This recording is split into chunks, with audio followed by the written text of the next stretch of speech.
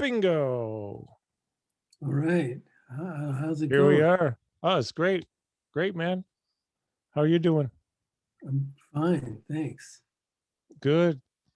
For those who are watching, my friend Jane is here. Hi, Jane. I want to introduce my very dear friend who really is the catalyst for the CD that I recorded. We had no intention of doing that, but I'll tell you the story in a minute, folks. My friend today is somebody who I was following for over 20 years before Jimmy called me to have me talk with you. And he's a guitarist, a composer, recording artist, and a really great guy, my friend Jeff Richman. Welcome, man. Hello, how are you? Great to see you. Thanks for inviting me. Oh yeah, it's been too long actually. We haven't talked enough. And it's funny how that thing came about because Jimmy connected us and we were just talking and in August 3 years ago. And then we were talking fairly regularly and I was going to be teaching out there, which is funny because I ended up not doing it, but I was Right, going to. right. You say, oh, yeah, when we come out, we're going to jam. I'm like, Jeff, no way, man. I haven't picked up sticks in like 4 years and I will sound really bad. And No. then, and There's a then it recording sort of, studio right by my house. We'll go. No, that's even worse. yeah, but then it just sort of came together kind of easily. It did, you, well, Jimmy, he would produce something that I did, I don't know, 10, 11 years ago. I don't Right, remember exactly, right, but right. so you've known him a long time. I knew him for a few years and he jumped on board. And man, I'll tell you, I'm so proud of that CD. And It's for those who really good. haven't seen it yet, I'm going to get a copy right now. I'll to you because it is this. It's called Dream, featuring Jeff Richman on all songs, Jimmy Haslip, Scott Kinsey on all songs. The three of you produced it together. And you did some awesome, I'll tell you, Little Star is a Jeff Richman original, which I love. Gary Novak plays drums on that. Scott takes a beautiful solo. Um, Don't Give Up. It's like the hippest arrangement, and you did the arrangement on that, man. I love that. I was That, there when that went down, and that was cool. Peter played drums on it. So, man, Yeah, yeah, really good. yeah. That to me, and I'm not just saying this because it's my CD. It's really not about me. It's about we. But the music is timeless. You can listen to that 20, 40, 50 years from now. It's still going to be hip. I think so. Yeah. Yeah. So what's going on out there? Um, are you LA? Not, You're in the LA. So is it Granada Hills where you're at? yeah. So it's north of LA or northwest a little, something like. It's LA, just the northern part of LA. All right. And you guys had it really bad for a while with the COVID thing. It was good. I was scared, and you know, January was scary. what's going on out there now? It seems to be doing a lot better. You can get the vaccine now, and it's gone down a little bit. Jeez, I'm glad. It's sort of plateaued, though, you Mm-hmm. know, but it went down and it's sort of plateauing now. I see. Yeah, and I think here it's seems to be we're doing pretty well here. The numbers are down most everywhere. It seems like COVID cases and deaths. Right, Um, right. so yeah. Well, I'm glad. I'm glad it's getting a little better there. There are no gigs yet, though, right? Not Like yet. clubs and stuff. You can't go out and play. I think there's a couple things starting, but I'm not sure. But yeah, it's slow. Yeah. Well, I've talked with a few musicians recently who, well, they seem to be doing okay, but people and I know people really hurting because like touring is their main source of income every year, and that's just crushing certain people. Right, but I think it'll come back Yeah. pretty Yeah, soon. we'll come back. We always do. I've just never lived through a pandemic, but they've happened. So we'll get Yeah, there. yeah. Wow. Hey, do you know Skip Haddon? He's a drum I icon know who legend. he is. I know who he is. Yes. He's been at Berkeley for a long time. He retired and then they recruited him back. Um, so he and I've been doing a thing on Wednesday mornings. That we're not doing it this week because I can't. I've got other stuff I've just got to do with some things, but we're gonna pick up next week. A couple weeks ago, he always sends me a file to listen to before we talk, Uh, and he sent me 81 off of your wow. Miles tribute album. Right. I happen to have it right here. Good. I'm really glad. It's kind of like the Bitches Brew cover. Very similar, right? Yeah, it's called Fusion for Miles, a guitar tribute. And then in the Yeah. bottom it says, a Bitchin Brew. Yeah. Yeah, man. I'd say he sent that over and I must have listened to it. And this is like 20 minutes before he and I were going to talk, half an hour at the most. I listened to it at least 3 times all the way through, and I'm listening to everybody playing and you, Jimmy, and I'm sorry, Vinny, is killing it. And I knew it was Vinny because you could just tell if it's Vinny. Certain people you just know who they are when you hear them. It's like boom, oh, that's Vinny. Well, what it is it's a tribute to Miles Davis, Right.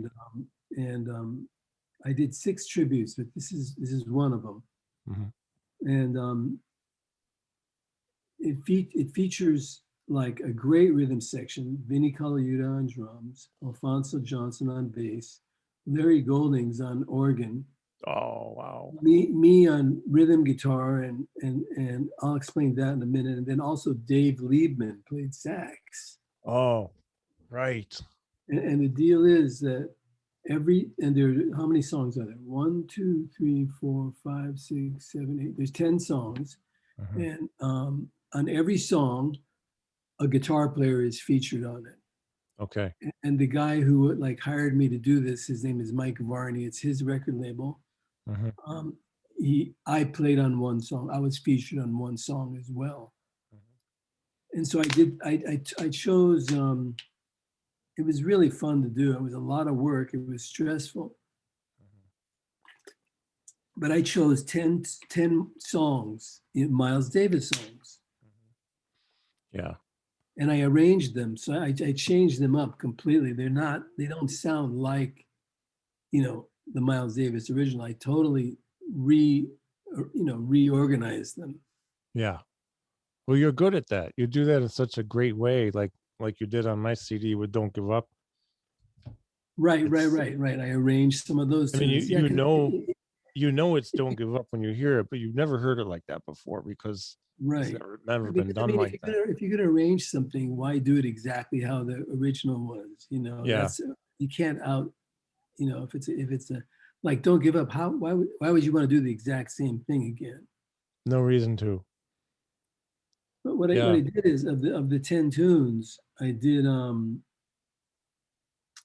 I tried to use Miles Davis's some earlier stuff, some all from his whole his 50-year of career. I tried to use various, not just one specific time period. Mm-hmm. Yeah. You know, like Well, like there's a good variety of. Yeah, there's a good variety on that CD. yeah, like for instance, the first song is Black Satin, Mm-hmm. and that's like around the album On the Corner by Miles Yeah. Davis. Yeah. And then I did Splash, which is a song from like around Tutu. Yeah. And then That's probably Marcus Miller version on the original, right? yeah, Marcus Miller composed it. Mm-hmm. Then Okay. I did John Pierre, which is like around that time too. I did So Yeah. What, which is So What. Yeah, from the 50s. Kind of I did blue, maybe. 81, the one that you liked. Well, I like all of them, but man, that one's killer. Yeah. And then I did Serpent's Tooth, which is like a rhythm changes almost kind of song from way, his early years, Birth of the Cool. Yeah. And then I did It's About That Time, which is In a Silent Way, period. Oh, yeah. Then I did Backseat Betty, which is when he came out in 1980. Yeah. he re-emerged. And the last one was Spanish Key, which is from Bitch's Brew. Okay. So there's a Wow. whole Yeah. variety of, you know, of his career that spanned this CD. And the thing is, every song is a different guitar player on it. Yeah. So who are some of the players, guitar players on that? Well, Jimmy Herring is one of them. Hmm. I don't know. I mean, we can. You know, Jimmy Herring's on the first song, Black Satin. Do you know about Jimmy Herring? Yeah, I do. I sure do. He's amazing. I mean, he's from the South, from Georgia, Hmm. and he's in a band called Widespread Panic. Oh, And he really? also played in the Aquarium Rescue Unit, which is a famous cult kind of band Hmm. from Atlanta, Hmm. Georgia. And he's played with the Grateful Dead. He's played his own music, and I actually went down to Georgia and kind of helped him record it, and it was a blast to hang out with him. He was such a nice guy, and he's such an amazing guitar player. Yeah, he is. Yeah, that that's a great tribute, man. And then there's it was really cool to hang out with him, and all these guys, every every one of these guys, there's something interesting to say, something about. Sure. Then Um. the next one, I'm sorry, go ahead. Oh no, go ahead. Go I was ahead. just going to say that's the first track. The second track is Splash, and that one I featured myself on that. Hmm. And that one has a spectacular drum solo. That's the song that I had Vinny take a solo on. Yeah, I'm familiar with that. It was incredible. What is it about that guy, man? He's just Well, what was interesting about recording that album was we recorded it as a trio live, which is great. It was me, Alfonso, and Vinny. And Mhm. then later we overdubbed Larry Goldings, and then we overdubbed Dave Liebman. Oh, And okay. what happened was I wrote out the charts, and me and Alfonso's a great guy. He's a good reader. He's a great bass player, really talented musician. Me and him, we just kind of were reading the charts, and me and Alfonso were sort of on the same level. Hmm. We're we make mistakes, but Vinny, he just doesn't really make mistakes. He's got this thing where when he reads the music, it's like he just sort of like digests it, and it's him Yeah, instantly, I- instantly. I've You heard know? that about him. And if he can look at a chart and he can spot like a mistake in the chart, and he'll just like freak out. He'll say, I can't. You have to. What is it? What did you do? Why did you do that? Why did you make a mistake? So anyway, it'd be the three of us, and this music isn't that easy. It's a No. little bit difficult, especially some charts. And the three of us would play, and we would just pretty much follow Vinny. We would do our best. But what happened was Vinny would just play it beyond belief good, Hmm. Hmm. and then he'd be done, and then me and Alfonso would just kind of jump in and fix stuff, you know. And we Yeah. were just like, okay, I guess, yeah, punch that in, and I'd punch it. I mean, it was just hilarious how good Vinny was. I've heard that, from you and Jimmy and Scott and a lot of people I know who know him, and just saying, one take Vinny, some people call him, or two take maybe. Yeah, I mean, And it's if you interesting do it, how he just can look at something and it's almost like it's pre-digested, right? it's too, And he must see it from a different view than other people are able to. I also heard he has perfect pitch, yeah, he has perfect pitch. and like It's some like, things will drive him nuts if they're not in tune. right. It's like kind of like time slows down for him when he reads. He just, yeah, it seems like it's just, I can't figure it out. It's unexplainable, but it's amazing. Yeah. Anyway, the next tune is John Pierre, Mhm. and that's that famous band, Dun, dun, dun. Yeah. and That's I think that might be off, or there's a version of it on the We Want Miles live double album yeah, with Mike Stern. And I saw that band actually with Marcus and Mike Stern. I They did love that that. song. That That was was a really fun band. Al Foster and them. Al Foster and Bill Evans, who was great. Oh yeah, yeah, yeah. I That's a actually fun I song. actually asked Bill Evans to play on this, but I think his schedule was busy or something. And anyway, I was lucky enough to get Dave Liebman, who, in a weird Played. way, was maybe not a better choice, but an equally as good because he played with Miles during a classic period. And I saw Dave Liebman with Miles, You in did? yeah, Oh, and it was amazing. He was so cool. I was just watching. Skip sent me a file over the weekend of Miles. I know it was Jack DeJohnette, Dave Holland, Chick Corea. I think Dave Liebman. No, I'm sorry. That's right. It was Wayne Shorter. But Dave came in right after Wayne, I think, or maybe Steve Grossman did. I don't know, but I don't know exactly what it was, but but it was a good choice. who? Yeah, who was in the band when you saw Dave and Miles together? It was Pete Cozy on guitar and Reggie Lucas on guitar, Oh wow. two guitar players. Intume on percussion, Oh yeah. Al Foster, Michael Henderson on bass, Okay. and Dave Liebman on sax, and Miles, of course, on trumpet and organ. Okay. And I remember I was sitting in the front row. It was at Paul's Mall in Boston. Hmm. I was sitting in the front row, so I was just, you know, he was right there. And what happened at one point, he had a wah wah pedal. He was playing really good back Hmm. at that period, Yeah. and he leaned down to fix his wah wah pedal. So he leaned down, and then he looked up, and he looked right. I mean, my face and his face were probably around that close, Oh and wow, man. he went, ah. That's He pretty looked at cool, me, man. opened his mouth, and like kind of, it was just perfect. That's really cool. Yeah.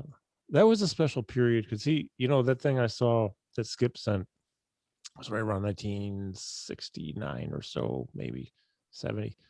And Miles was on top of his game, man. He was playing great. He was playing great, looking Very, great, looked he great. looked, yeah, he looked real good. And Jack is, I mean, I looked young once too, but Jack is so young looking on there. But man, what a great. Did you ever work with Jack DeJohnette? Have I ever what? Have you ever worked with Jack DeJohnette? No, but What a what's so cool about Jackie Jeanette, you can't copy him. no way. Yeah, you can't He do it. just he's just original, and he just is kind. You can't. He's just he can do any. He sounds good on any style of music, just playing the way he plays. Yeah, he does. He's one I of mean, a he can play kind. he can play pop kind of stuff and funky stuff, and then swing, and then avant garde, and everything. Yeah, he's But one anyway, of those. I was going to say, excuse me, on Jean Pierre, the guitar player is fantastic. Eric Johnson Oh yeah, yeah, from Texas. yeah. I was just talking with Tom Breckline a couple weeks ago, Oh and wow! he's worked a lot with Oh Eric yeah, Johnson. Yeah. sure. Little did we know, we didn't know when I was talking with um I just had one of those moments when I was talking with Tom. It was February 9th. Little did we know that that's the day that Chick Corea passed away. Of course, he and Chick were really close, and I think his wife And worked for Chick for like 35 years or something yeah, like that yeah, in Evelyn. management or something. So they were obviously crushed. Yeah, Um, very actually, crushed. so actually, before we go on, I actually wanted to say to people, if you have any questions, type them in the comments box. But we do have a question from George Pilger. Um, Great Miles tribute. He has a CD on his shelf. How did you select the tunes? And looks like he might wonder if they are some of your favorite Miles Davis songs. That's the first thing. And Marcus, thank you for tuning in. Yeah, Marcus, I love Jack's style too. So, how did you pick the songs for this CD? That's what George is asking. Actually, he answered it for me. They're most of them are my favorite songs. Like I love Backseat Betty. I Yeah. love Spanish Key. I love It's About That Time. Nefertiti. What can you say about Oh, Nefertiti? yeah, It's just really. brilliant. So It What is. and Mm-hmm. Black Satin and Splash. They're all like kind of my favorite Miles tunes that span the whole um, time. And also, I kind of wanted to make sure that I could do something with each song. You know Mm-hmm. what I mean? Like because like I said before, I don't want it to sound exactly like the album. I changed it up, change everyone up. Right. Yep. But Um, sorry, yeah, oh no, go ahead. just gonna say like I'm just going through the songs. Yeah. The next one, the fourth one was So What, Mm-hmm. That's and a then fun I one got to play. my college buddy Mike Stern. I got Mike Stern to play on every one of these tributes because he's always been so good to me and Yeah. caring and thoughtful and hilarious and goofy and cuckoo, Yeah. and he'd always be up for doing it, Mm-hmm. So I made a special arrangement for him, and he did an incredible job, doing it. That's cool. Yeah, he isn't. I don't know him personally. We've met a number of times and talked, but he's always friendly. Yeah, yeah, you can't be a nicer guy. And he's another one. When you hear Mike Stern, you know it's Mike Stern. Like when you Yeah, hear Metheny, you know it's almost to a Metheny. fault sometimes, Yeah. but Yeah. yeah, the thing about Mike Stern is he delivers every time. Yeah. No doubt. He just what you're going to get, Mm-hmm. and you get it, and it's top notch. Mm-hmm. Plus, Yeah. back when I went to Berkeley, I mean, he was a friend, but he was also he taught me a lot. Yeah. Yeah. It's interesting. So man, I'll tell you, I Berkeley's cranked out, and a lot of people who went to Berkeley never finished, but they had an association there. Vinny went there, and a bunch of other, I mean, all these people, and they have just put so many great musicians have been associated there as a student usually first, and a lot of people Yeah, teach there. yeah. It's I like didn't realize they have like 4,800 students now, and they have a large faculty. There's people teaching there I had no idea about. Like Mike Pope is teaching there. I didn't know that. Sergio Bellatti's been there quite a while. Skip got recruited back after retirement. doesn't Rod Morgenstein teach there too? I think so. Yeah, and Terry Lynn's teaching there. She's been there a long time though. Steve Hunt has been there for 20 something years. Yeah, I mean, really, and that's just a few names. Um, well, yeah, I love how Mike plays on everything, but on this CD in particular. Uh, and of course he had the association with Miles too, which is cool.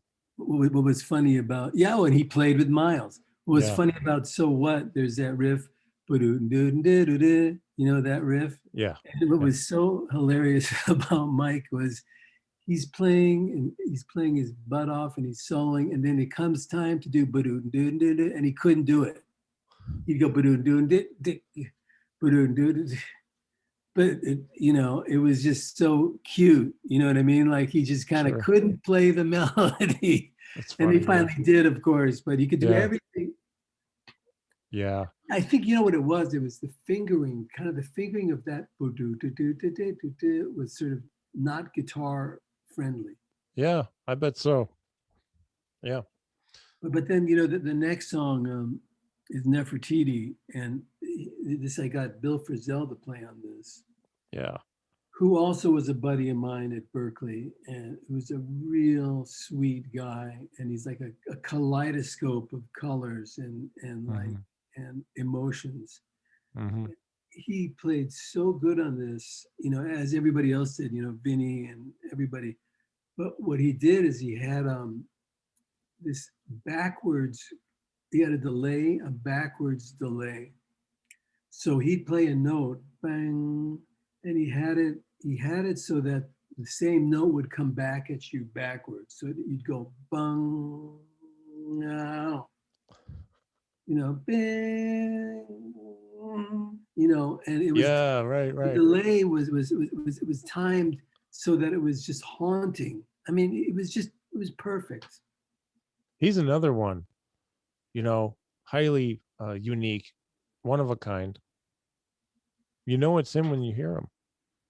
There's a Totally. lot to be said for that too. I think these days, because of so many people before us, and I'm talking, when I say us, I'm kind of speaking of maybe more so generations before us.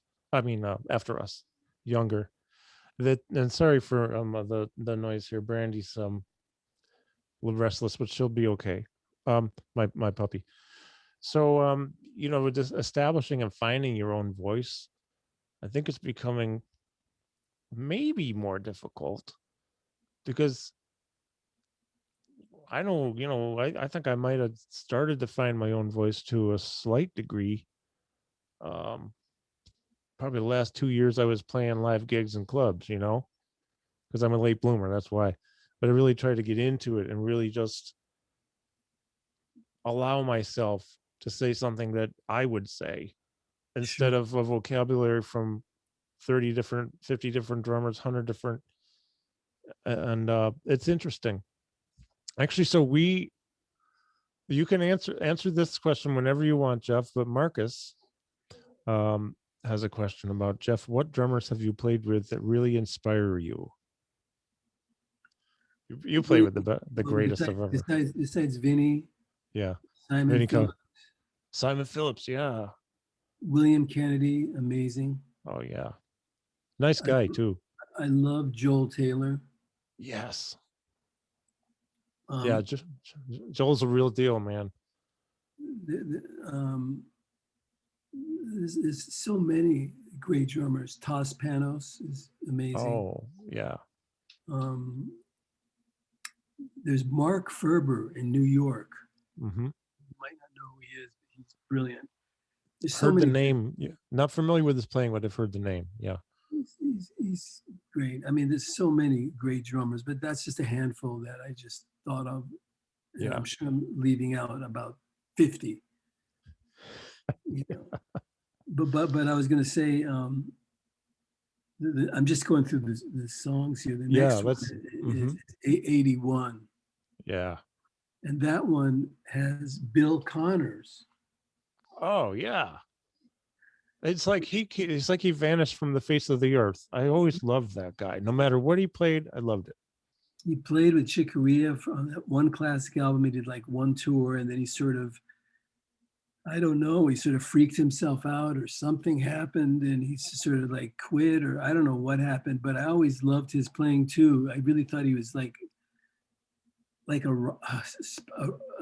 he just really excited me when I heard him with Chick actually about 3 or 4 times. Oh, I was a really? huge fan. And I actually maybe a year after I heard him or 2 years after I heard him, I had moved to New York and I looked him up and I went over to his place and we jammed.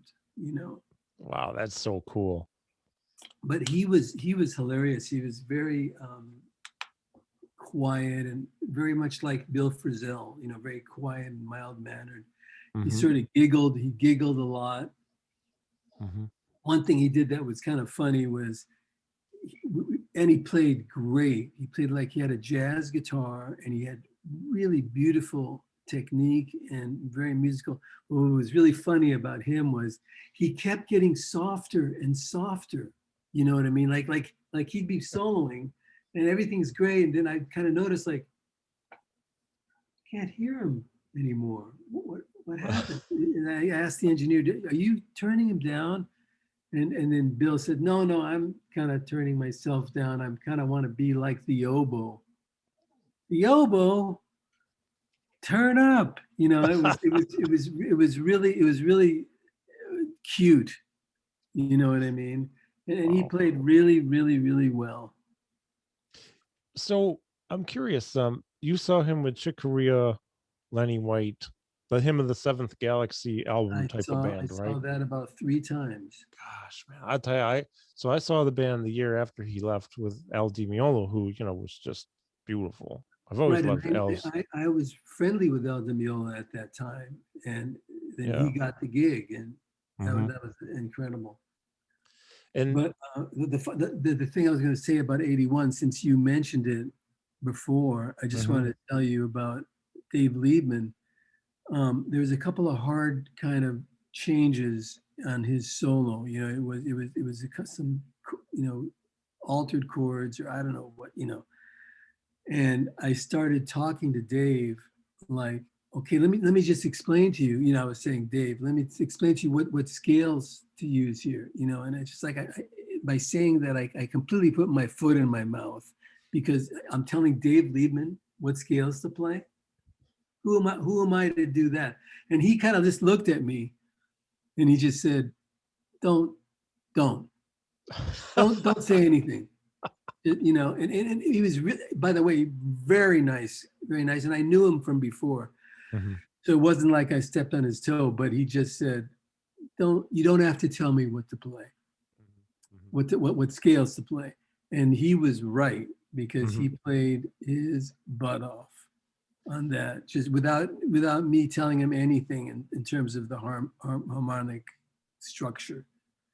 Well, one of the reasons I listened to that tune over and over wasn't just because Vinny blew me away, but the arrangement. And then I was trying to figure out who the heck is the sax player. Is it Tavaglione? Is it? It can't be anybody else. And I don't know why I'd forgotten that um, Dave Liebman played on it, but yeah, he played beautifully. It's Beautiful, fantastic.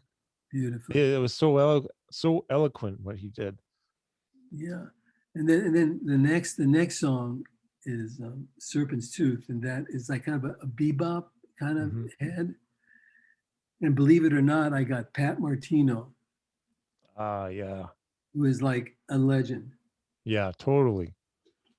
Now the thing about him, he came in, very Italian, kind of looked like a mafia dude a little bit.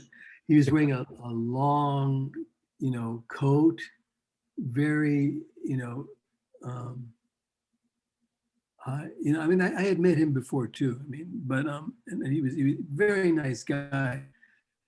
But the thing that what happened with him that was interesting was it was kind of a vamp that went from E to G. The bass went boom boom boom boom boom boom boom boom E, and it had the chord was G on top, D below that, and C sharp below that. So it's sort of a little bit of a clashing sound against the bass. Hmm. And to me, that was in the key of D or E minor. Hmm. Actually, it's really like an E minor, and that's how I heard it. For some reason, Carl, he heard it as G minor, Hmm. which Oh. is which is not it's not the key. You know what I Hmm. mean? It's E minor, and he Hmm. was playing G minor, and I kept thinking, what's going on here? It actually sounds good. It was weird. It like sounded good. It sounded odd. Hmm. So I said, Pat, I don't know, but it seems to be like it's in E minor, and he goes, it's in G minor. And I said, but it sounds like maybe it's E minor. He goes, oh, you want me to play E minor? And I said, yeah, playing E minor. And he goes, okay. So he's playing E minor, and he's looking at me like, here's your E minor. Here's your E minor, man. You know what I mean? Happy, you Hmm. know? Yeah. but I'm exaggerating, of course. He was Sure. sweet and nice and very easy to work with. And I said, okay, yeah, play in G minor. It's okay. Isn't that Just something? do whatever you feel like you want to do, man, because you're Pat Martino, and I guess that C sharp made it the blues note. I So see. he Wow. played in G minor, and it was fantastic. It was really good. And if you listen to it now, it's probably better than E minor. You know what I mean? He was right. He was right, and I was wrong. But it was very interesting to sort of, I don't know, if it's not a clash I had with him. It's just, I was the producer, and I arranged it, so I had my own thought about what it was supposed to be. But I was sometimes you get just surprised pleasantly. Yeah. Well, it's funny. I just listened to a podcast this morning, not about music, but about perception of so many different things, how we see things, hear things, feel things. He was in G minor and you're in E minor, two different perceptions, but it works out well, right? Totally, Really completely. interesting. Yeah, Yeah. it was really interesting. By the way, George says 81 is his favorite on the album. Amazing arrangement. I agree, man. Fantastic arrangement. Thank you, guys. Thanks, George. I really appreciate that. Uh, Um, the, yeah, the yeah, yeah. That's the next one is it's about that time, which is that vamp that goes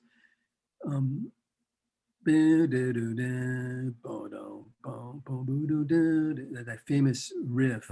mm-hmm. And I got this guy Warren Haynes to play on it. Are you Who? familiar with Warren Haynes? Nope, I'm not. Other than I've seen the name because he's on it, but otherwise He I don't know about him. No. he's like in that same circle as Jimmy Herring. It's sort of that southern, although he lives in New York, he's from the South. Mm-hmm. And he's a great singer and a great blues guitar player. And he was with the Allman Brothers Oh. for years and years and years. And he's not a cult following. He's a mainstream guy, Mm-hmm. but he's huge in the whole hippie thing. And he's in that band called Government Mule. Oh, okay. Yeah, they That's actually played here a while back. Years ago they played up here, and I didn't go. I had a gig, but I wanted to go because I heard they're great. yeah. He's really great, and he plays great blues, and he's really in tune. He plays great slide, and he sings. Jeez, that's cool. The song, I mean, he made it happen. But when I was recording it with him, I mean, when I was with him, I might not have made the right choice, but he made it because it was sort of complicated, and he's more of a blues player, but he pulled it off. I mean, he also really tried hard, and he really worked hard at it.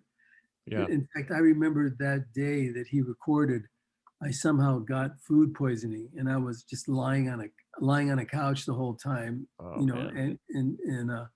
but I was working with him, but it was kind of funny. I was just lying down the whole time, and he was wonderful. That's cool. And then the next one, Backseat Betty, I Mm-hmm. got this guy named Steve Kimmock. Are you familiar with Yeah, Steve I Kimmock? am. Yeah, in fact, I was just talking with uh who was I talking with the other day who works with Steve a bunch? Uh um Mitch Stein. Oh yeah. Mitch Stein, the guitar player. There's a keyboard player, Mitch Stein, who actually I worked with for a short time, long time ago. And then Mitch Stein, the guitar player. Yes, Steve Kimmock. Well, he was a trip. I had in when I was teaching that's when I was teaching at this school in LA. Mm-hmm. And one of my students was a complete long hair, fuzzy, like huge, complete hippie dude. Like, yeah, man, wow, man, cool. And he goes, get Steve Kimmock, man, get Steve Kimmock. He kept pushing me to get Steve Kimmock. And I thought, I got Warren Haynes, I got Jimmy Herring. I might as well get another sort of hippie, you know, Jerry Garcia-ish guitar player. Mm-hmm. And I somehow luckily managed to get a hold of him. He wasn't easy to get a hold of. Mm-hmm. And he came to the studio, and he had this really nice guy, really cool guy, and he had this amp there that was like handmade. It turns out to be like one of the original two rock amplifiers. Oh, yeah, Great. It's a kind of a really good guitar amplifier by some yeah. guys in the Bay Area, Hmm. and he had a great tone. The one thing that was really hilarious about him was since he's around, I guess, since he's around all these musicians that you know play kind of organically, he was talking to me about some theoretical concept of John Coltrane. He realized that I was like a teacher and Hmm. I knew about harmony. So he got into this whole thing with me, and he like would go like, see, like Coltrane did this, and then he did this, and he did this, and then Coltrane did that, and he would talk to me. He got hung up in a way on talking in a good way, talking to me about this theory. Hmm. Hmm. And I kind of went, yeah, yeah. And it was cool. So then about a year later, or maybe 8 months later, that hippie student of mine said, hey, man, Steve Kimmock is playing in LA. Why don't you go see him in his own band? So I said, okay. So I went and saw him, and it was great. It was really good. I Hmm. loved it, actually. And it was amazing how people knew his songs and they were screaming all the lyrics, Hmm. or they knew it. So after the show was over, I went up to the stage and I kind of flagged him down. And I said, Steve, Steve, Steve. And he goes, yeah, yeah. And he goes, remember me? And he goes, oh yeah, I remember you. He says, come, oh yeah, come backstage, come backstage. And he immediately, okay, what Coltrane did, remember when I was telling you, he did the exact same thing. It was like, Wow, man. oh my God. It was so funny. It was so funny. And he did a really good job too of this song. And the last guy, I know I'm going maybe I'm going too fast, Oh no, this is all good. It's all but good. just kind of keep it interesting. Is that it was Borelli Lagreen, Oh yeah, which was a which legend. he played on Spanish key. Yeah. And this guy Borelli Lagreen was a real character. I mean, he I don't think he passes through LA very much. He's sort of he's a gypsy Hmm. that lives in France. And I said, I rearranged the time and date, and I said, what guitar are you going to play? And he goes, I'll play your guitar. Really? Okay. So he comes to the studio, and I think he takes a cab or something, and he had my guitar, and he jammed, and he was no problem. He was killer. I mean, he was really good. But the funny thing is that happened with him was he had a band with him, his band, you know, his Yeah. violinist, there's another guitar player, there's a drummer, there's a bass player.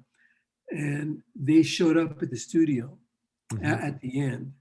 And then we went out to eat somewhere, all of us. Hmm. So we're sitting at this table, the whole band, and one guy was speaking French, another guy was speaking like German, another guy was speaking, I think, that gypsy tongue, some gypsy language. And I went to like one of the guys and I said, what are they talking about? And he says, I have no idea. I've been in this band for 2 years. I don't know what anybody's talking about. Everybody's speaking another language. I don't know. So it Wow, was just hilarious. It was just the funniest thing. And he was a very, very nice guy and a great musician. So a legend. that's basically the rundown of all the guitar players. And I was going to say what was kind of cool was I got Warren Haynes, Steve Kimmock, and Jimmy Herring, who are these, like I said, this sort of Hmm. hippie element, which was kind of cool, Yeah, including like Pat Martino, Bill Connors. It was a great cast of musicians. absolutely, all the way around. So I'm pretty sure I saw. Does this sound even remotely possible that I saw a video from not that long ago, in the past 5 to 8 years, maybe, of John McLaughlin playing with Herring? I'm positive I saw it. And Gary Yeah, Husband was playing, because and the guy that works with him is this guy named Shovik. okay. He's he works with Oz Noy as well and Wayne Krantz. So I'm sure he puts all those people together. Yeah, in fact, they may have recorded an album too. I'm not sure, but I think so. They yeah, definitely played together and did an album. I'm pretty sure. Yeah. because Gary Husband posts quite often, and I've been following for years, and we've become actually really good friends too. He's such a really nice guy, and he was. I'm sure I saw that on his page. We have a couple of comments, so I'll read them to you. Yeah. George says Borelli is such a nice guy, a master, fully in gypsy jazz today. He did great stuff with Jocko. That's right, I forgot. And he also says, George says, thanks for the album and the great selection of guitar players on it. Yeah. Thanks for the album. You're welcome, and thank you. And it was about 10 years ago, and I have fond memories. You know, since the first time we spoke, going on 3 years ago, we clicked very quickly. And I really enjoy, like, one of the things that people love to hear on these types of talks, especially when we're live and there can be a little bit of interaction or a lot, um, are the stories. And you, Jimmy, Scott, but you and Jimmy are the two people I know the best. Oh, and Peter Erskine. Peter Erskine, so I've known him long, long, long time.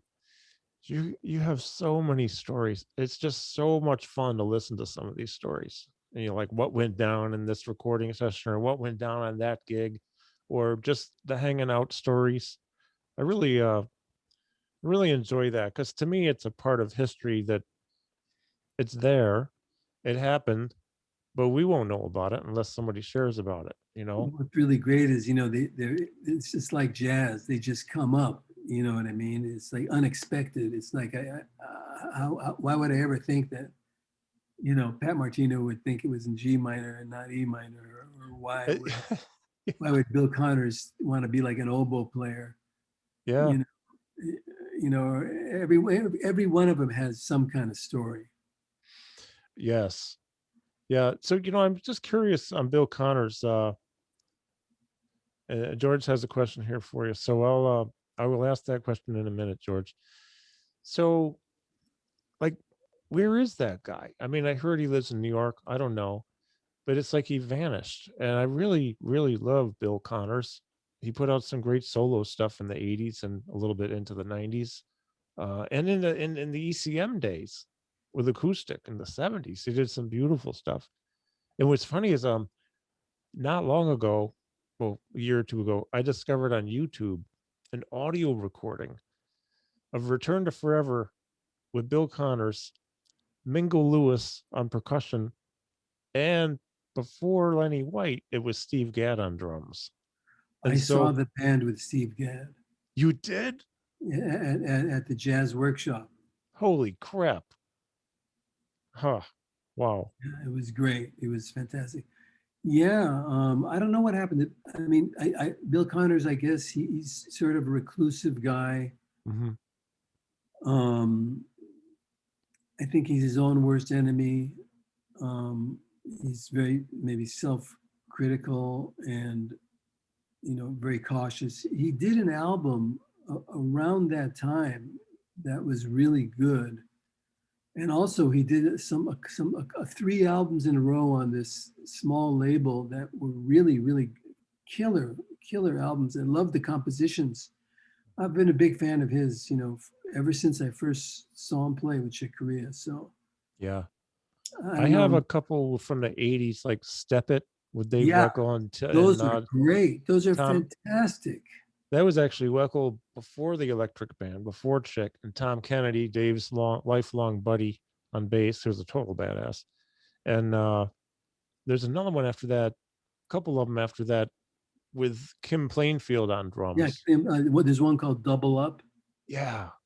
Love that. And there's another one, and Yeah. those three are There's a great. third one. Yeah. I have them all. I just can't remember the name of that third one. Me too. Great compositions, great playing. Yeah.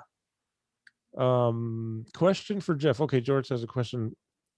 What of the younger upcoming guitar players, or let's say who of the younger upcoming guitar players are getting your attention? Is there anyone you've got your eyeballs on? I forget his last name. There's a guitar player named Pedro.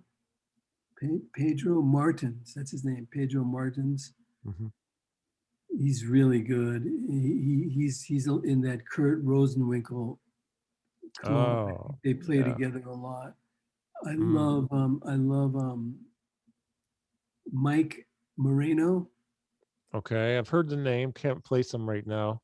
He's a New York guitar player, jazz guitar player. I love Mm-hmm. my buddy Mike Oz Noy. He's a good friend of mine. Oh, yeah. I saw Um, Oz once a couple years ago. It was really sweet. every time I hear him play, I say, I'm going to have to write you a citation. You're not allowed to play that because he's I can't. There's a bunch of them, but I mean, right? Those guys just come to my mind right now.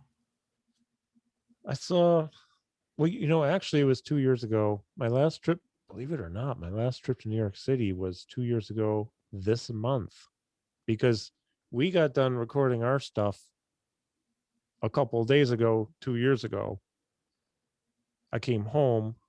Then Jimmy Haslip went out on a Osnoid tour, maybe West Coast, East Coast. But I saw with Dave Weckl, Jimmy, and Oz at Right.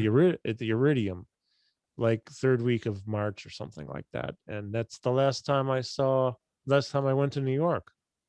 That was Well, the that because I was used to go all the time, for you mostly for teaching stuff, but um then I came back to LA and saw you guys in April for the second session with, you know, Gary Novak and stuff. So yeah, Oz is a heck of a player. I love his use of his compositions are really cool. He plays some really cool arrangements of other, unoriginals, the other people's songs. And then his use of the effects pedals. I mean, I really like that kind of thing. I love to yeah. hear great use of effects. It's excellent, excellent. Yeah, he's really good at that.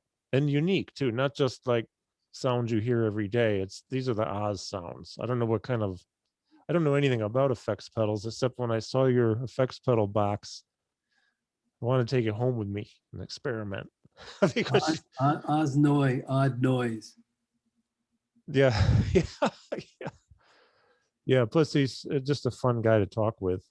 Yeah, You guys know each other pretty well. I know you guys are good friends. That's yeah, nice. yeah. So, um, oh, thank you, Marcus. I really just Marcus is saying I'm so organic and natural. Jeff is a true friend, and talking with Jeff is always a pleasure. And I'm just me. I don't try to be anybody else these days. I used to try to be Mr. Interviewer when I started doing interviews. It'd be 8 years ago in July was my first interview, and that was for like movement and medical stuff and neurology. And I had to go back to being me. I didn't even know that I could be me back then. But thank you, Marcus, because otherwise I suck at doing interviews. So No, in you fact, I don't. don't even like the word interview. I like conversation. That sounds good.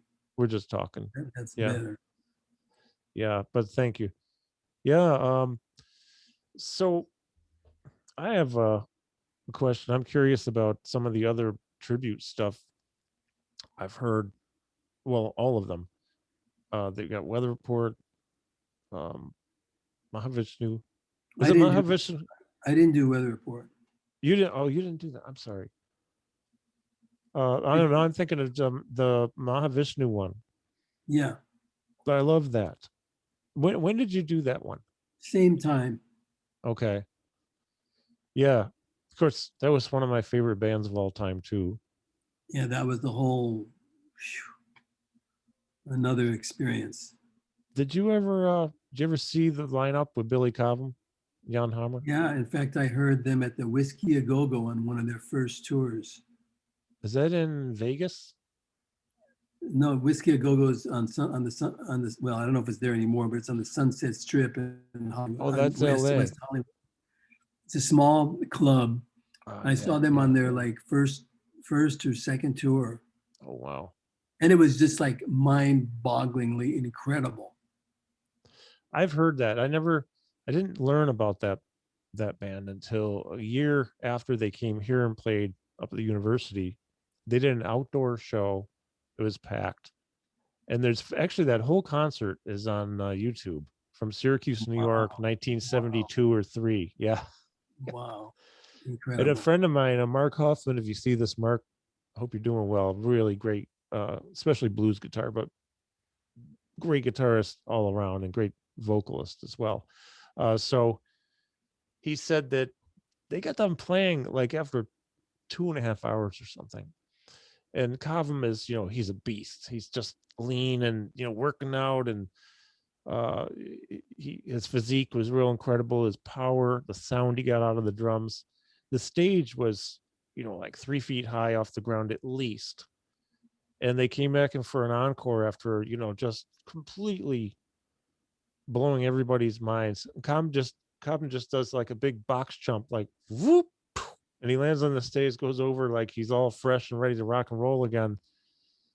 And Mark was completely blown away that anybody could jump up on any stage of any height after a 2.5 hour mind-boggling, exhausting set. Probably for a lot of people it would be, but man, I would love to have seen that group. Yeah. Did you ever work with Jan Hammer? No, but I love Jan Hammer. I hear he's a really good drummer too. He's really good. Yeah, he's on some Jeff Beck. He's on that album There and Back. He plays drums on 2 songs. Really? He plays drums on Star Cycle, which is one of my favorite Jeff Beck tunes. Well, he wrote it. I probably have that. I'm sure I have that. I just can't remember. It's a song that goes ba da ba ba da ba ba ba da ba da da. It's a Yeah, real cool melody. he's a heck of a writer too, and a player. Somebody was telling me recently, I can't remember who, they were walked in to a club in New York City back in the 70s. Um, and the regular drummer for whatever band it was couldn't make it. That was And me. oh, you? And Jan Hammer was on drums. Yeah, what happened was I was studying with Pat Metheny Okay. and in Boston, and he was going to New York, and I was going to New York to see my relatives. It was like Okay. Thanksgiving, so he gave me a ride, and Oh, he cool. said, and it was cool because I got to hang out with them for 4 hours in the car. And he said, "I'm jamming tonight at Cafe Wah, Oh yeah, which right. is where Jimi Hendrix used to play. Yeah. Why don't you come down?" So I came down, and it was Jocko on bass, Pat Metheny on guitar, Jan Hammer on drums because the drummer couldn't make it, and Paul Bley on piano. Oh my gosh. Wow. And there was maybe 10 people in the audience. I wonder if there's a bootleg of that anywhere. I That had think to be they good. made an album, and it was Really? Pat's first album. Oh I wow. mean, it wasn't a Pat album. It was like a group thing. It was before Yeah. Bright Size Life. Yeah. So this is maybe mid 70s or so. Yeah. Yeah, early. Yeah, I guess. Yeah, 73, 74, maybe 75. I don't know. Yeah. Mid 70s. Yeah, that's that time period. Well, there's so many different periods of time for music, especially when you add jazz and progressive and contemporary, and people used to call it fusion, into the mix. Uh, so many periods of time that were just so unique, so special, so cool to be in. You had the late 40s, the bebop stuff, Dizzy and Bird. You got the 50s stuff, you got the 60s stuff, and how a lot of the 50s evolved, like Miles evolved into this thing, Train evolved into his thing, Elvin evolved into Elvin, from the 50s Elvin to the 60s Elvin to the 70s. I mean, and then you have this next wave is like the post Miles people. You got the Headhunters, Mahavishnu, Return to Forever, and numerous Weather Report. Weather Report. Yeah, and probably how could I forget that? Like the biggest one, and just that whole direction and all the things that were happening, where they came from, what they were laying down, and really how far ahead of its time it was. In my 1969 was a big year. Mm-hmm. For some reason. That's what that movie was made of, you know, that Quentin Tarantino movie. That was 1969. Okay. That was like, you know, Hendrix, Miles. It was a hot year. Yeah, a big turning point for a lot of folks, a lot of musicians. Yeah, but no, you're right. That's a good point you brought up. And you know, to be a part of that. When I say a part of it, I'm talking even as a listener for me at the time. Of course. It was really important. But you're out there, you're doing it. You're able to work. Well, back then in the 70s and all that, I was definitely just a listener, just watching. And then, but moving forward too, you know, there's been, well, you know better than I do. You're the one you have a lot of CDs out there, man. I love it. There's so much great stuff, Jeff. So much great stuff. I think, you know, I had a kind of a lesson, not a formal lesson. I always said if I had to write a song to save my life, I would be dead. So that would be bad. So, because I can never ever think of anything, but I can improvise on drums. I can play off of people. I need to have a structure to work within, and then play off and around it and through it and whatever. Sure. And you know, play it in different phrasings, groupings, over bar lines, whatever, you know. Yeah. But bringing my inner Vinny out in me, if you will. Inner Vinny. Which I can't do. But it's inspired by him, and also, you know, 100 other drummers too. Sure. Who were so Chad Wackerman and so many others. Elvin. Another drummer I love, Chad Wackerman, and Tom Brickland, of course, too. Oh God, yeah, Tom, man. And there's such nice people too, just so down to earth, and you know, the greatest. Great musicians, teachers. So anyways, Steve Hunt. I was talking with Steve Hunt. Do you know Steve, the keyboardist? Yeah. Great. You can hear Brandy probably, right? Hey, come here. Come on. Don't worry, just a few minutes. We'll go for a ride soon. I got to get in a car and go around the block, and then she'll be all happy. So we were talking, and at the end of this talk, he had a multi-camera setup, and well, he used two for me, but he had an overhead of the piano. He started playing the piano, and he was describing one of those tunes on his new album that just came out in late January. It's kind of like, if you know the tune Maiden Marion, which is on a Holdsworth album called Secrets. Steve wrote that. So when I was talking with him, I said, I hear Maiden Marion on your new CD, but it's not called that. I said, I know, it's something else, but I play that within it, you know, and it was kind of cool. So then he's taking me through like how he came up with this, and he says, well, I could go here with it, you know, I could go here with it, but that doesn't really take you anywhere. But I can go, boom, I go here. Yeah, that's something. And you know, I find like what you, when I listen to your CDs and your compositions, your arrangements, but also your originals, it's like, man, there must, like, how does this come about for you to be, do you have an approach to composing, or is it like, do you ever just sit down and try to write, or did ideas come to you and then you make something of them over time? How does it work? Like that. It's more like that. You get a small seed, and then you have to work on it. Okay. And just kind of get obsessed about it and think about it until it's done. Is it like, is there sometimes when, let's say, you have this small seed and it could just be a little thing? Yeah, like 2 chords or something. Yeah, and then that's it for a while. Yeah, that could happen. And you'll build upon it. Yeah. Or maybe you put 2 seeds together and get a third. Right, exactly. Or 10. Yeah. Interesting. I feel like in my life, I'd like to write one song before I die, all by myself. I think you could do it. Just, Yeah. I think you could do it. I have this great ability. Well, it's not a great ability. I have this ability to complicate things, to overcomplicate things in my mind. And as time goes on, and this is pretty much every area of my life, I think too much and I just don't. It's like I'm a human doing and not a human being. I just don't really be as much as I should be, although it's better now than it used to be. But I have definitely taken the piano and I look, there's 10 things there. 10. But you don't have to use all 10 with every chord. In fact, you probably shouldn't, or it would probably sound horrible unless you're a genius. Uh, but it just seems like a lot. And then you get 6 strings on a guitar on your usual guitar and all these frets and all these notes. And like, this is just so complicated, Jeff. And I took piano lessons in college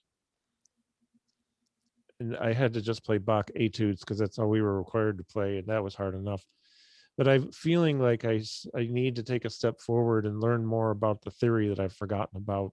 And then I think understanding that, some of the greatest drummers I know are also good at like piano theory. They write.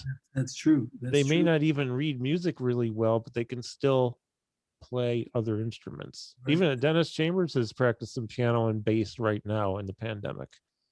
You Wow. know, he doesn't read music, but he's experimenting, and it's cool. Yeah. Well, good luck. Go try to write a song. I mean, you should really do it. You should just try. Make it easy. Make it a folk song. Okay. I have a concertina, one single row push button accordion downstairs. There I you could I go. could try to use that. Started on that. Started on I that. might Do get an that. idea.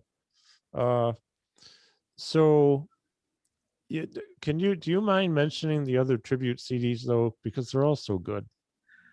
I did a tribute to Santana, a tribute to Mahavishnu Orchestra, a tribute to Coltrane, tribute to Steely Dan, Miles Davis, and is there one more? I think that's it. I think I mentioned 6. Yeah, I think there's 6 that I'm aware of. If there's any more, tell me because I'll buy them. Uh, yeah, Steely Dan. I've been communicating a little bit with Jim Beard, and I remember. Well, I've seen him with Steely Dan 3 times, but I saw him with McLaughlin and Danny Gottlieb and Bill Evans in '86. That guy's done a lot of stuff. You ever work with Jim Beard? No, but he's amazing. I love his writing and his playing and his skills. Yeah, we've been talking a little bit about the Steely Dan stuff and how it came about, and your tribute on that I love. And hold on one second, Brandy. Hey, okay? Yeah, can't be too serious about anything. She'll be all right though. You're gonna live through it, sweetie. You can probably hear her. Hope it doesn't distract anybody too much. Come here, puppy. Come here, pup. Hey, come on. Come on, we're live. Join us. Okay. So yeah, Steely Dan, what a band, man. Oh my gosh. Composition. Talk about songwriters, right? And that drummer, Keith Carlock, amazing. Oh gosh. I love to watch him play. He has a motion, this fluidity about him, and a different kind of setup. A little bit, the angles of the rack toms, especially, are a different kind of setup. And I always wonder how the hell can you hit those things like that? But the way he holds the sticks and moves, I mean, of course, it's perfect. What a beautiful player! He's incredible. Great groove, great ideas.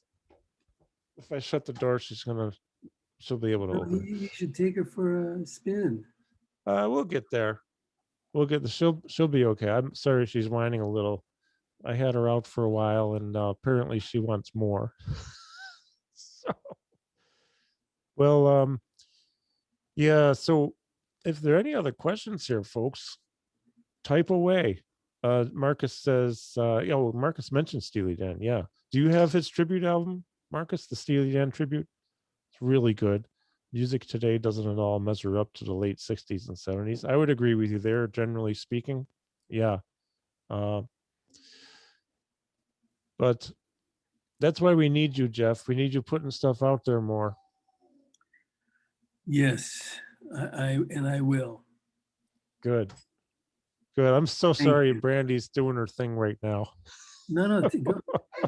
We've been on for a while. I mean, Well, I will I probably should take care of her and all that.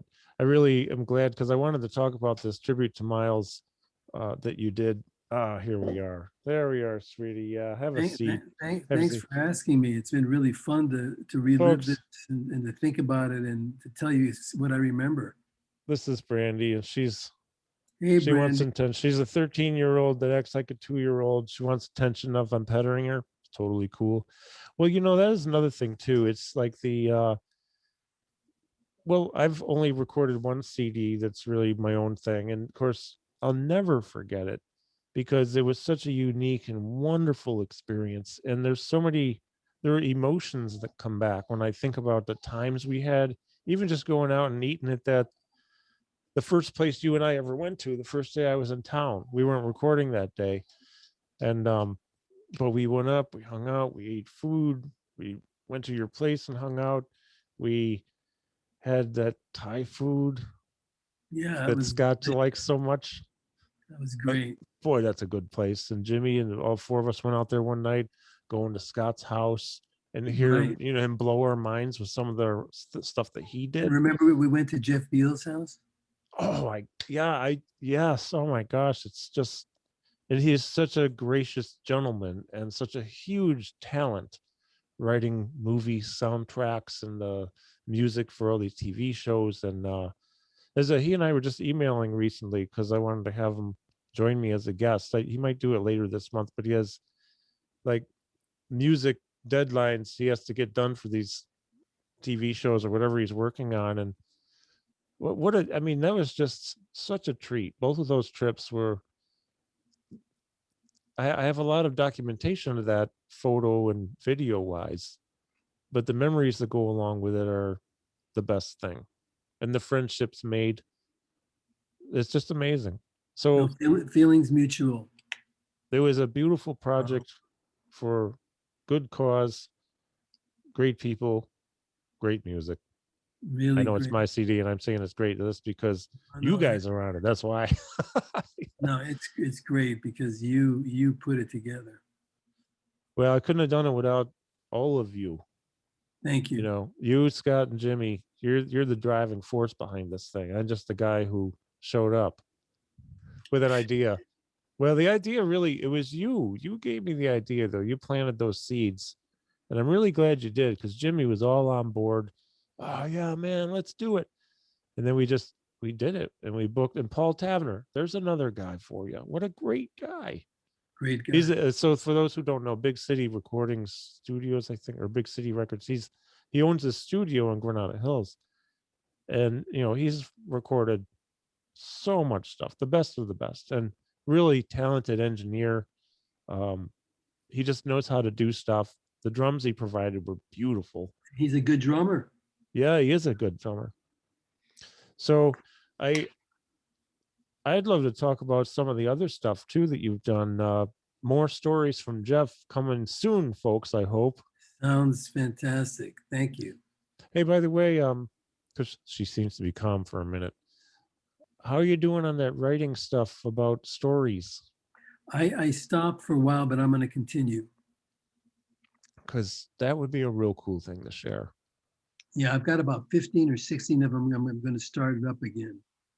These are stories from different Just, experience. people that I know, like, that story about going to see Pat Metheny at Cafe Y. I think I wrote about when I studied with Pat Metheny, Oh, just cool. different, Yeah. different stories. I was thinking the short one I could write about Steve Lukather. I did something with him. Oh, nice. Yeah. So yeah, Yeah. I'm gonna continue that. Um, okay. Yeah. So yeah, that would be cool. I mean, because people love. There's an audience who will really appreciate those stories. Um, it was really funny, and I'm not going to mention any names here, but I will mention Tom Breckline, but we were, and it's all, he's like a beautiful guy. But when we got done talking, he wanted to, so we kept talking, but we didn't record it and we weren't live. He told me some really funny stories, which cannot be repeated. And then there's those stories, folks, but we're not going to talk about those. Nothing bad, just funny stuff. I'm sure he's got lots of stories. He's been around all over the place. Oh yeah, like with Kenny Loggins and who else? I mean, Christopher Cross. Those were great stories. So Christopher Cross, great songwriter. Yeah. So it's really fun, and I love this. I love hearing this stuff. I think for me it adds a new dimension to the music when I hear it. Actually, like I was talking with Skip Hadd, and he was the one who reaffirmed with me after I heard like 30 something years ago that on Milestones, which I think on the Miles album that it's on, that Philly Joe Jones plays on, if you listen, there's no hi-hat. Now, sadly, Philly Joe had a substance abuse problem, and he pawned it off for money so he could get what he wanted. And he cranked through that tune, swung the band like crazy with no hi-hat. I mean, who else could, who else could do that? But that's a story. Now that's a sad story. And it's, it's public knowledge he had a problem, but I mean, whatever. Sure. He was a real talent. A lot of us have had problems over the years or whatever. And no judgment, just a story. It's interesting, That's pretty cool. Actually, it's funny because Paul Wertico was telling me that his first tour with Metheny, it was like the second or third gig, and they were in like the Netherlands or something like that. And his snare broke. So he said, Pat doesn't like to stop the show. So Pat started playing something else, and the stagehand, somebody came out with duct tape. They duct taped the snares to the bottom. Really? So, yeah, so that's a story. But then another story is that they went to a music store the next day, and Pat Metheny bought a really nice snare drum for Paul Wertico. That's a cool story, I just think it's really generous that Pat would do that. Cool. That is really cool. Brand new on the band, second or third gig ever. Pat buys him a new snare drum. So it's fun to hear these kind of things. And you got to hang out with, I'd love to hear some more about hanging out with Pat Metheny at some point. Yeah, I'll send you what I wrote. I'll send you what I wrote about him. I'd love to see that. It's a short story, and it's a good one. It's really great. Oh, I'd love to see that. I've got a couple things, to see. I had a couple cool. We had a couple cool episodes. Oh, that sounds great, man. Yeah. Well, listen, my friend, I really appreciate you taking this time and joining me today. Always great to talk. Thanks for having me. I really appreciate it too. You're doing okay? You're hanging in there and all this pandemic stuff? Yeah, I'm doing fine. Thanks.